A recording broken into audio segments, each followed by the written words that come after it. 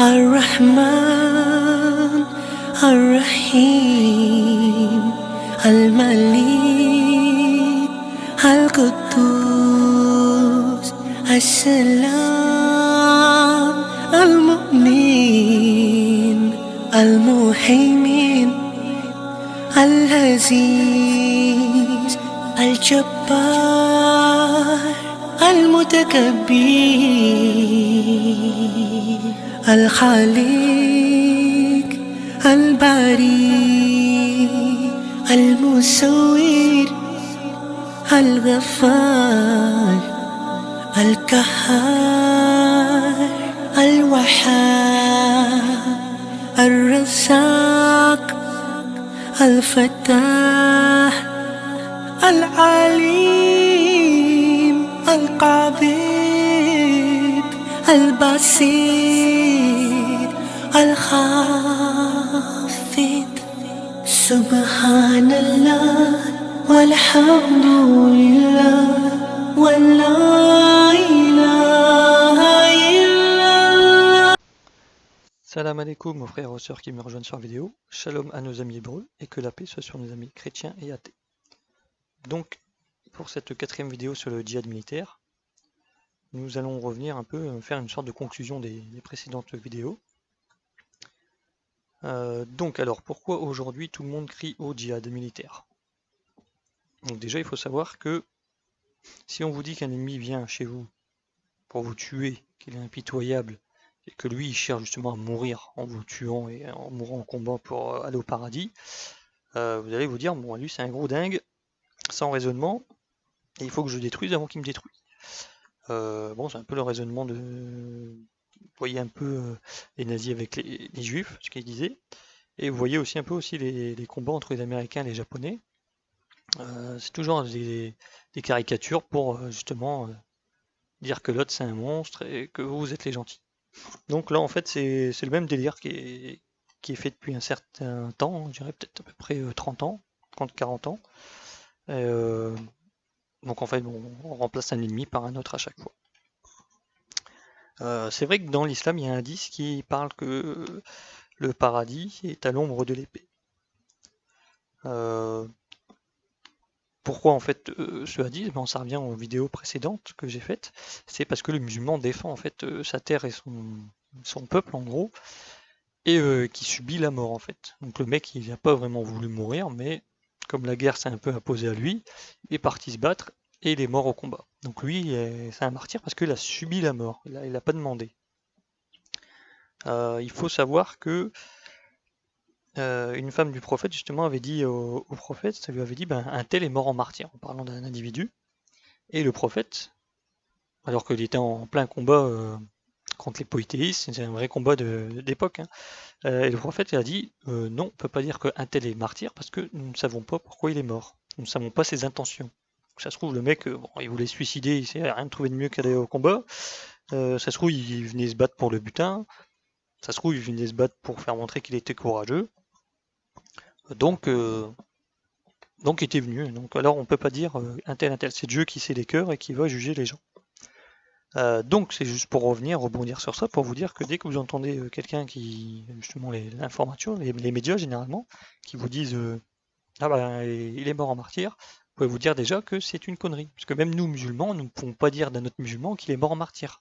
Parce que nous ne connaissons pas son cœur. Donc c'est encore une façon de parler pour discréditer en fait l'islam. En gros, comme je vous ai dit, hein, c'est des gens méchants, et ils sont dangereux, il faut les tuer. Donc comme ça fait longtemps que j'ai plus fait de vidéos sur le djihad militaire, ça fait faire 2 mois, hein, j'ai eu un peu de retard. J'étais un peu occupé à ma vie familiale. Donc je vais faire un petit résumé, donc un petit quiz, vous allez voir, je vais vous poser quelques questions avec des images, et vous allez y répondre, et je peux vous dire que vous allez y répondre tout parfaitement. Pourtant vous n'êtes pas musulman, et pourtant vous allez répondre comme un bon musulman. Donc alors, pour commencer, la première image. Alors imaginez que vous êtes dans la peau d'un combattant musulman et que vous vous retrouvez face à cette situation. Est-ce que je peux tirer? Eh ben non, en fait, vous voyez que ces hommes ne sont pas armés. De plus, ils ont l'air de transporter des bébés, hein, donc bon, on va pas commencer à tirer dessus. Donc là, voilà, deuxième image, pareil, hein. C'est un peu comme la première, mais dans un autre contexte. Donc là, oui, forcément, je peux tirer, hein. Il semblerait que ces hommes lancent un assaut sur moi, donc si c'est mes ennemis, bon, forcément, je vais ouvrir le feu. Là, pour la culture, alors, est-ce que je peux y mettre le feu ou faire quoi que ce soit? Non, strictement interdit. Donc, par exemple, ces personnes-là, est-ce que je peux tirer dessus? Bah non, ça a l'air d'être clairement des civils qui cherchent à se protéger, donc pareil, je peux pas ouvrir le feu dessus. Je peux tirer sur cette femme. Alors, normalement, non, mais comme là, elle tient une arme, elle est en mode combattante, il semblerait qu'on pourrait ouvrir le feu sur cette femme. Donc voilà, alors une autre image, est-ce que je puisse écraser une voiture de civil avec, par exemple, mon char, hein, comme c'est représenté? Non, puisque dans l'islam, il est vraiment interdit de détruire des choses qui sont civiles et qui ne présentent pas de nécessité de détruire. Alors, est-ce que je puisse tirer sur ces femmes et ces enfants désarmés? Non. Bah non, même s'il y a un danger pour, imaginons que ce soldat c'est un des nôtres, s'il y a un danger pour lui, parce que là on voit qu'il y a un petit problème, hein, non, on va les écarter, hein. On va les écarter par la force, mais sans utiliser d'armes à feu ou quoi que ce soit. Peut-être lacrymogène au grand maximum, si vraiment ils sont un peu furieuses, mais on va pas utiliser des armes à feu. Ou des chiens par exemple. Ça c'est un peu dangereux. Donc là, une autre image, hein, est-ce que je peux ouvrir le feu sur ces hommes qui nous montrent un drapeau blanc? Donc non, forcément, hein, parce que dans les traités de paix, si bien ancestraux que maintenant, dès qu'il y a des pourparlers ou quelqu'un qui monte un drapeau pour des pourparlers, on ne doit pas tirer, on doit essayer de voir ce qu'il veut et ce qui se passe. Donc est-ce que je puis... Ben, par exemple, cet homme, hein, est-ce que je peux le tuer pour faire montrer un message devant la caméra, hein, parce que en gros c'est ça, c'est un message qui est passé, hein. Non, hein, non, parce que voilà, comme on disait sur les règles, c'est un prisonnier, faut prendre soin de lui. Et, ça va devenir un travailleur certainement, mais on va pas s'amuser à l'exécuter comme ça pour rigoler. Alors, puis-je frapper, par exemple cette image, puis-je frapper le civil? Voilà, il y a mon copain qui frappe le civil, qu'est-ce que je fais? Eh ben non, hein, justement, on va même protéger le civil, justement en empêchant notre camarade de le taper, hein, parce que on sait pas vraiment ce qu'il a fait, mais bon, c'est pas une raison pour commencer à le taper. Surtout que là, il semblerait bien que c'est quelqu'un qui abuse de son pouvoir. Alors, dernière image, hein, on va pas en faire 30 000. Alors, est-ce que je puis tirer sur les infirmiers ou les blessés, comme il est le cas là? Ah non, hein, parce que voilà, c'est strictement interdit. Les gens ils sont blessés, ils sont en train de secourir des gens. C'est pas une menace pour moi ou quoi que ce soit, hein. Donc voilà, donc ce petit quiz est fini. Je suis sûr que vous avez répondu quasiment à tous parfaitement bien. Pourquoi? Parce que c'est rentré dans les crânes des gens face à la télé et les médias et tout ça par la Convention de Genève qu'il est interdit de faire toutes les choses répréhensibles. Et ben, il faut savoir que dans l'islam, ça existe déjà depuis le 7e siècle, hein. Donc c'est juste pour vous dire que vous voyez que la logique de la Convention de Genève, c'est la logique des règles de l'islam. Alors, on va revenir sur la conclusion, justement après ce petit quiz pour vous remettre dans le bain, de en gros, pourquoi tout le monde crie au djihad? Pourquoi on en est venu à cette situation-là où vraiment c'est l'islam les méchants maintenant? Et comment aussi y remédier, hein? Parce que des solutions assez simples pour y remédier. Donc alors, je vais revenir sur la petite histoire du monde musulman, maghrébin, hein, parce qu'on maghrébin et moyen-orientaux en fait. Euh, Juste un peu avant la Première Guerre mondiale. On va pas revenir avant aux colonies, à la colonisation, parce que bon, là c'était plus des guerres pour empêcher le colonisateur de venir prendre des pays, comme l'Algérie par exemple, ou le Maroc, etc. Mais là c'est juste pour revenir un peu sur le monde, un peu comment c'était calmé. Parce que même s'il y a eu la colonisation, un peu après dans ces régions, ça s'est quand même un peu calmé. Donc il faut savoir que les pays moyen-orientaux appartenaient à l'Empire ottoman. L'Empire ottoman avait une grande influence dans les pays du Moyen-Orient et quelques pays du Maghreb. Et justement, l'Empire ottoman avait un calife calife qui était chef en gros de tout le monde musulman, qui régissait un peu les lois du monde musulman. Donc le monde musulman était plutôt calme, hein. Toujours des petits problèmes de frontaliers ou de tribus entre elles, mais bon, en règle générale, c'était assez calme. Même si un pays musulman, comme vous voyez, en Algérie, la colonisation, il y avait, alors que le terme djihad aurait pu rentrer en action, ce n'est pas rentré en action. L'Algérie s'est quasiment débrouillée toute seule. Il y a une petite alliance entre l'Algérie et le Maroc pour se débarrasser des Français, mais ils ont perdu. Mais il n'y avait pas vraiment cette notion de on crie au djihad et t'as tous les pays musulmans qui viennent aider. Parce que, voilà, c'est une notion qu'on nous met dans le crâne, mais il faut vous dire que les musulmans veulent vivre dans la paix. Et bon, ils s'intéressaient pas trop à ce qui se passait à quelques milliers de kilomètres de chez eux. Et par qu'il y a certains pays frontaliers alliés, les autres, bon, ils se mêlaient pas trop des histoires du monde, même du monde musulman, hein. Les gens, ils veulent la paix. Donc là, après, il a eu la Première Guerre mondiale. Les musulmans, les pays arabes ont été armés par justement les colonisateurs, hein, comme les Français, ils ont armé leurs colonies pour qu'ils puissent venir justement les aider à mettre sur la tête des Allemands. Et l'Empire ottoman, qui était allié des Allemands, est tombé. Et après, bon, je vais dire, les Français et les Anglais se sont un peu partagés les terres des Ottomans, ce qui fait que d'un coup, l'Empire musulman en général, si on peut parler de ça un empire, n'a plus vraiment de chef, de souverain, de règles. Parce qu'en gros, les Turcs, les Ottomans, ils réglaient assez bien la paix dans les pays musulmans. Donc là, on arrive, on a un changement de protectorat, en gros, c'est les Anglais et les Français qui viennent sur les terres du Moyen-Orient et du Maghreb. Il faut savoir aussi, entre parenthèses, que ce partage a été fait en 1916. Alors qu'on ne savait même pas encore si on allait gagner contre les Allemands, mais il faut savoir que le partage des terres ottomanes avait déjà été fait en 1916 lors des conférences des Alliés.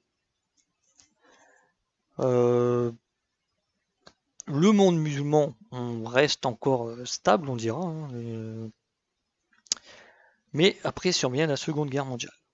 Donc là, rebelote, on réarme les pays musulmans. Là aussi, il faut savoir que les Allemands aussi veulent faire quelques petites révolutions dans le pays arabe, pour soulever un peu les Arabes contre les Anglais et les Français. Les Français, arment leurs colonies, hein, qui restent en fonction des pays. Certains pays sont avec la France de Vichy, d'autres avec la France libre, mais enfin bon, tout le monde arrive un peu s'armer et un peu des tirs fratricides, des guerres entre Français et Anglais. Et après, certains indigènes, comme ils étaient appelés à l'époque, sont armés pour combattre les Allemands. Comme je disais, les Allemands, eux, fomentent quelques petites révolutions, donc ça commence vraiment à faire un bon bordel dans les pays musulmans. Et les musulmans, il n'y avait pas encore de problème religieux à l'époque, hein, les musulmans à l'époque se disent, surtout les pays comme l'Algérie, Maroc et tout ça, ils se sont dit, vu qu'on a aidé les Français pour avoir leur liberté, est-ce que ce serait bien que nous ayons aussi notre liberté? Donc ça commence à pas parler, hein. Je vous fais une petite leçon d'histoire vite fait, hein, pour revenir à tout ce bordel de maintenant. Donc là, ça commence vraiment à revenir en ébullition. Là, les gens ils commencent vraiment à s'exciter, leur indépendance, et il n'y a pas encore cette notion de religieux, on est encore loin. C'est plus de la politique, hein, de la libération du pays, hein. Donc, les musulmans, ou les arabes en général, hein, arrivent à avoir un peu leur indépendance, par-ci par-là, dans les pays au fur et à mesure, hein. Tout le monde n'est pas arrivé en même temps, hein. Je ne reviens pas sur les pays africains qui sont aussi en soi musulmans. On va plus rester dans l'image que les gens se font plus des arabes, en fait, des moyen-orientaux.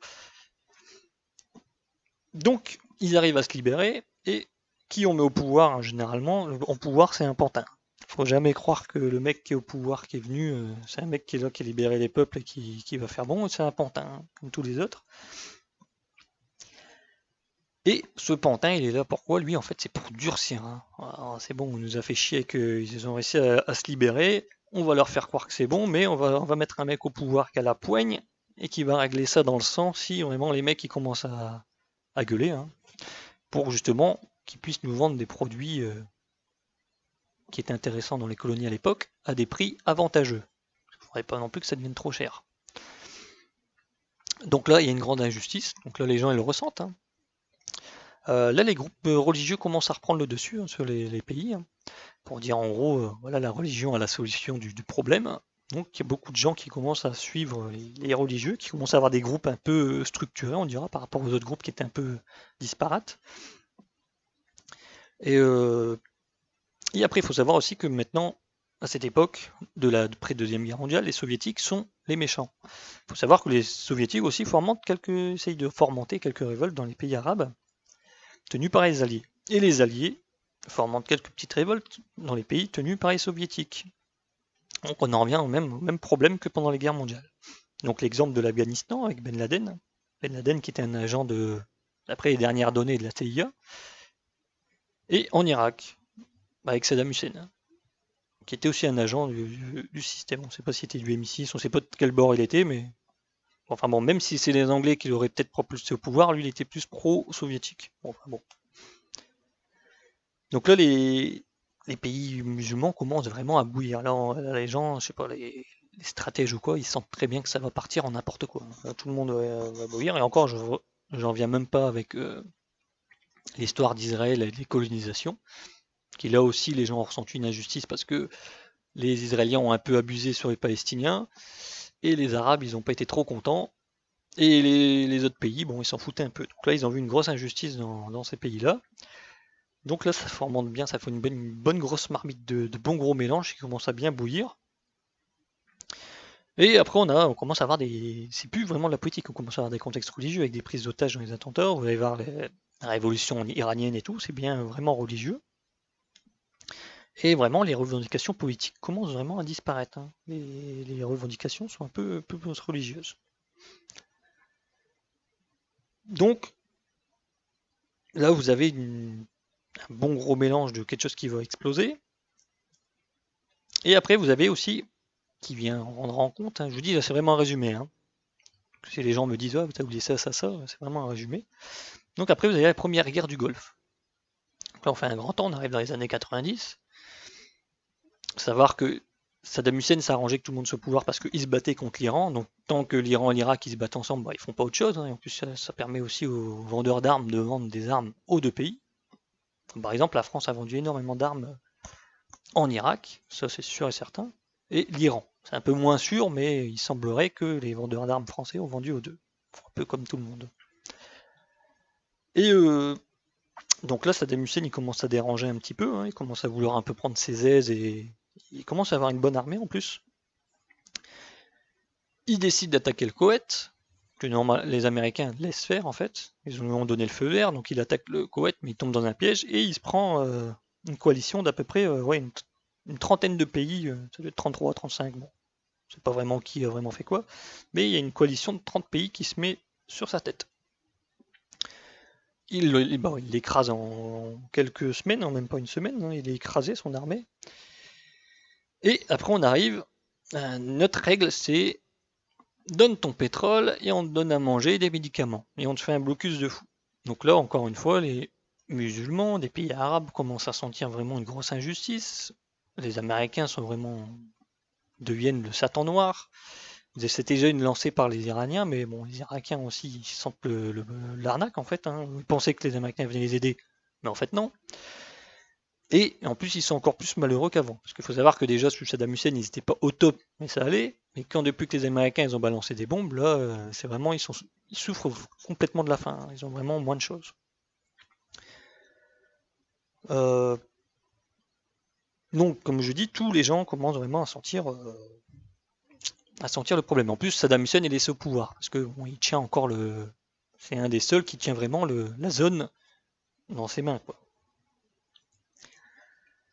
Donc là, les attentats commencent à arriver. Hein. Vous voyez, World Trade Center en 2001. Hein. Bon, il y en a eu des plus petits un peu avant, mais on va pas en revenir. On va parler du principal, 2001, le World Trade Center. Et les Américains, dans la foulée, attaquent l'Afghanistan.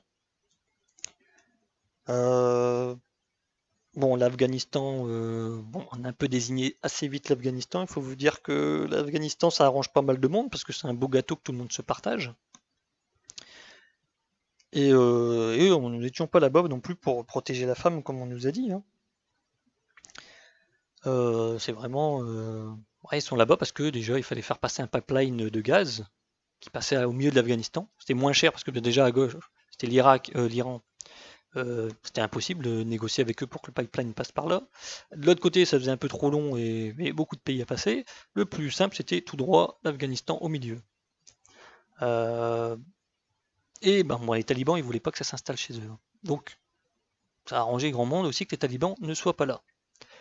Une autre truc, c'est que les talibans, je vais pas dire que du bien des talibans, on va me dire après que je suis un extrémiste, mais il faut dire que les talibans empêchaient aussi que la drogue, parce que l'Afghanistan maintenant c'est un pays où c'est comme la Colombie, hein, maintenant il y a de la drogue partout, et les talibans ils voulaient pas ça en fait. Si le mec il venait une fois, il disait ouais ton champ c'est du pavot, on veut pas de ça, dégage-le. Si le mec la deuxième fois il revenait, il faisait pas, il était pendu.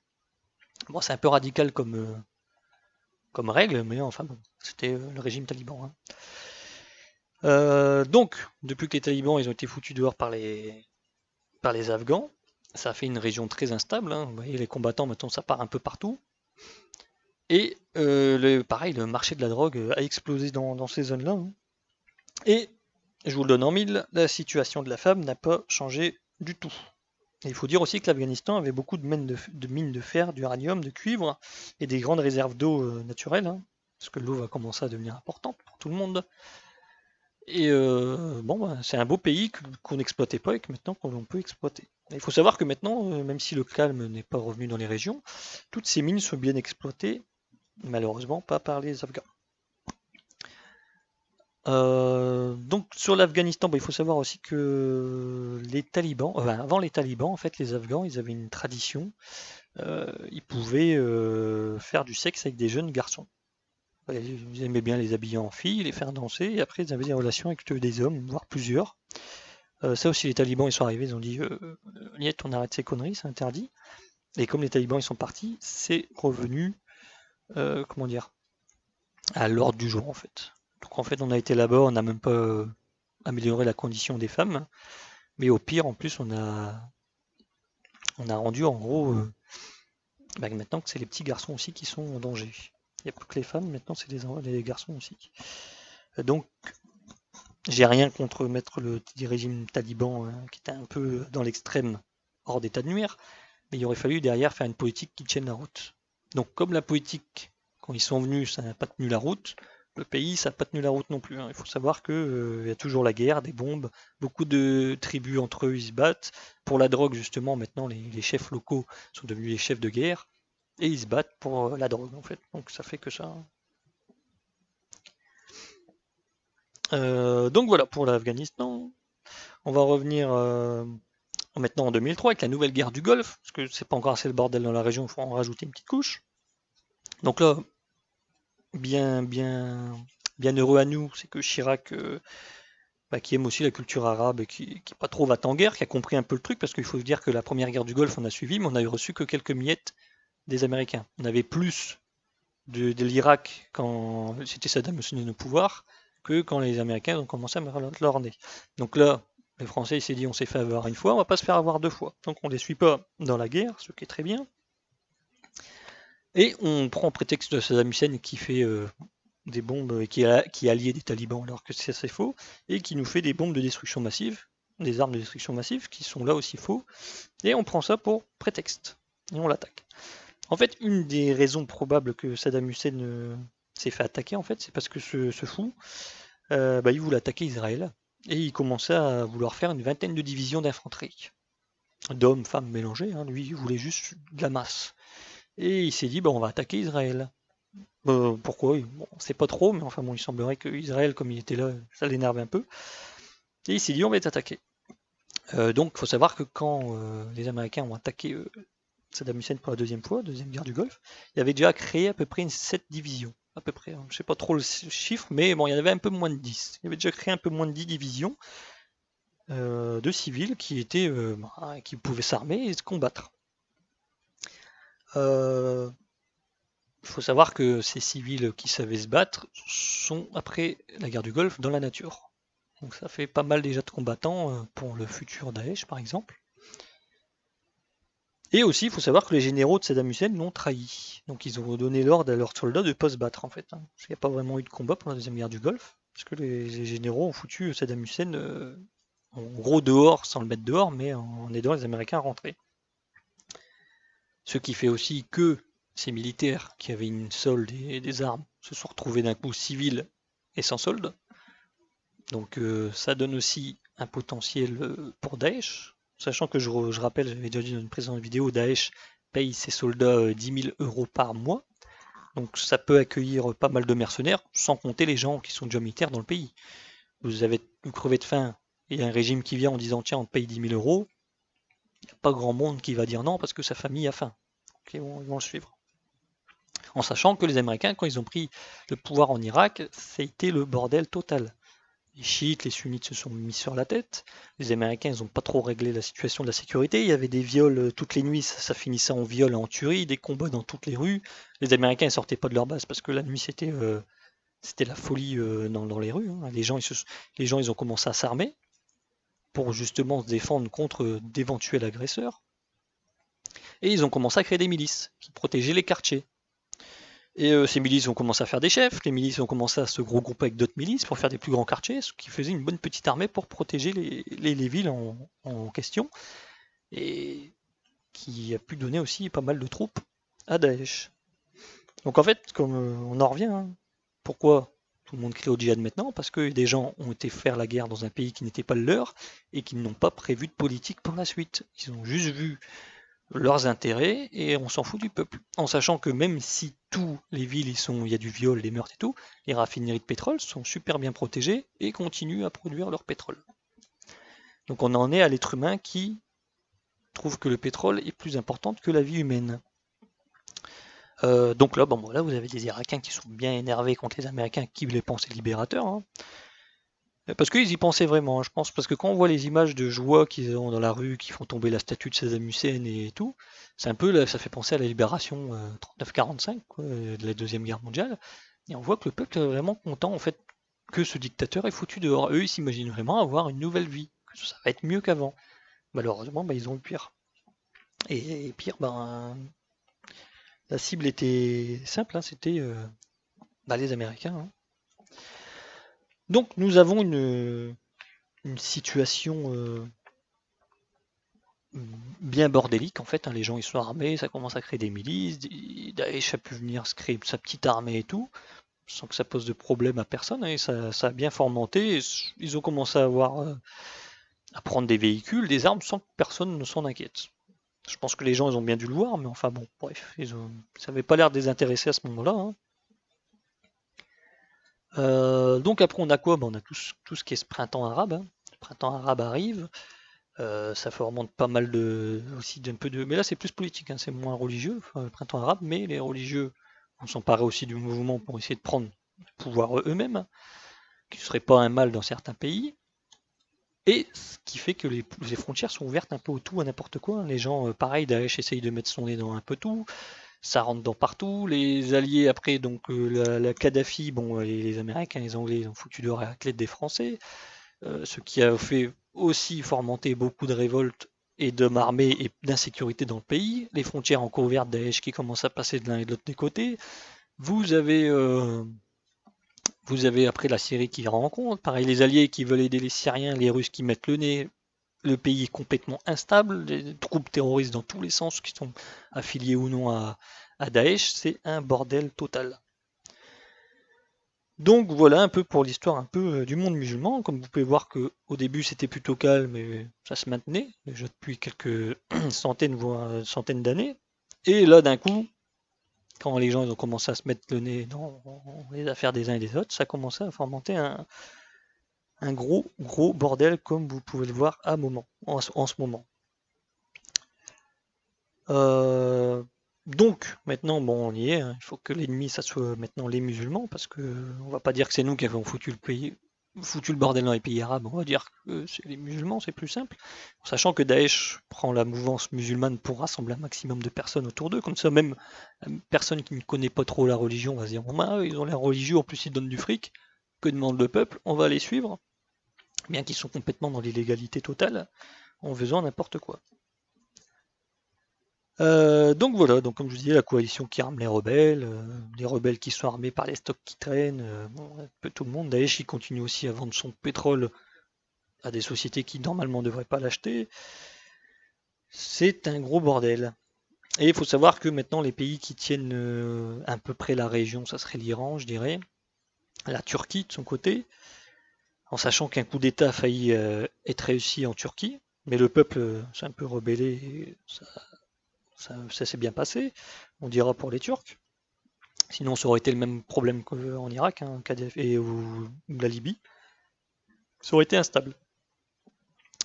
Nous avons l'Iran qui a de plus en plus de sanctions terribles, avec des grosses tensions de guerre entre l'Amérique et l'Iran, comme vous pouvez le voir, hein, entre l'assassinat du général et les missiles qui ont été envoyés. Là, on était vraiment à une frontière de guerre quasiment. Et après, nous avons aussi l'Arabie Saoudite, le Yémen. Bon, il y a vraiment trop de troubles dans ces régions et on sent que ça va péter. Euh, Maintenant, voilà, on crée au djihad. Les médias, ils en rajoutent parce que maintenant les attentats sont arrivés en France aussi, hein, parce que c'est partout maintenant, hein, les attentats ont lieu partout, quasiment. Et voilà, tout le monde crie au djihad, les médias, Hollywood aussi, hein, beaucoup de films sur la guerre avec les Irakiens ou les attentats, ça crie au djihad. Donc on a cette espèce de bon mélange qui arrive comme avant la Seconde Guerre mondiale.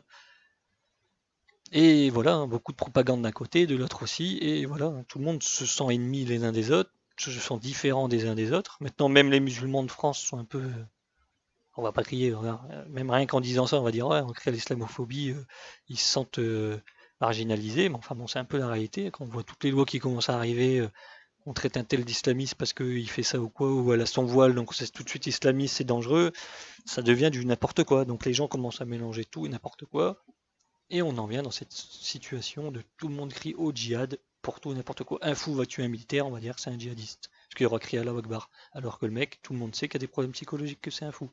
Mais ça vend plus de papier en disant un fou islamiste terroriste a attaqué un soldat plutôt qu'un fou. Donc voilà, donc je vais finir pour cette première conclusion. Je vais continuer dans une deuxième vidéo sur en gros comment éviter tout ce bordel. En plus c'est simple, hein, je suis pas politicien, mais bon, des trucs tout simples.